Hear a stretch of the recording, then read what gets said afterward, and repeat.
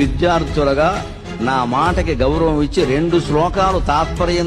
పాపమే వాశయేదస్మాన్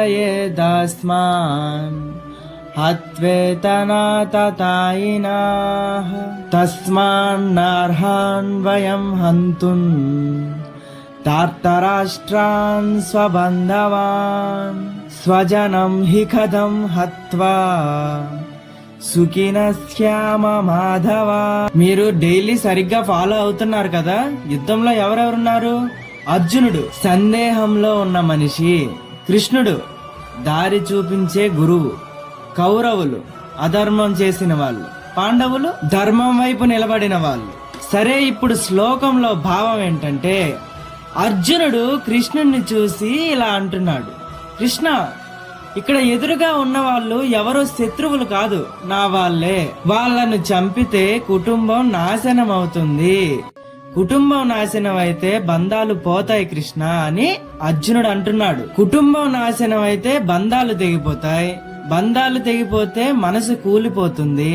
అలా ఖాళీ మనసుతో నేను ఎలా సంతోషంగా ఉంటాను కృష్ణ అని అర్జునుడు బాధపడుతున్నాడు. అంటే అర్జునుడు ఎప్పుడూ చెప్పేది ఇదే, మన ఆనందం మన వాళ్ళ నాశనం మీద ఉండకూడదు కదా అని. అసలు మీరు ఇన్ని రోజులు వింటున్నారు కదా, అసలు భగవద్గీతలో యుద్ధం ఎందుకు వచ్చింది ఒకసారి మాట్లాడుకుందాం. ఈ యుద్ధం భూమి కోసం కాదు, రాజ్యం కోసం కాదు, ధర్మం కోసం. ఏదైతే ఇప్పుడు మన ప్రపంచంలో అతి తక్కువ శాతం ఉందో అదే. సరే, విషయానికి వస్తే కౌరవులు ఏం చేశారు?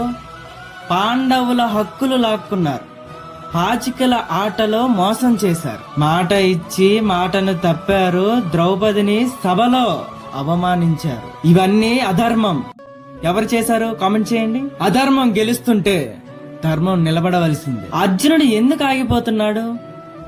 అర్జునుడికి తెలుసు కౌరవులు తప్పు చేశారు అని, కానీ వాళ్ళు తన బంధువులే. అందుకే అతని మనసులో ఈ ప్రశ్న, వాళ్ళు తప్పు చేశారని నేను కూడా తప్పు చేయాలా అని. నా వాళ్ళను చంపి నేను ఎలా సుఖంగా ఉంటానో ఇదే భగవద్గీత మొదలు. సరే, మన జీవితానికి వస్తే ఇద్దరు అన్నదమ్ములు ఆస్తి గొడవ, కేసు వేస్తే చట్టం అతని వైపే గెలుపు ఖాయం.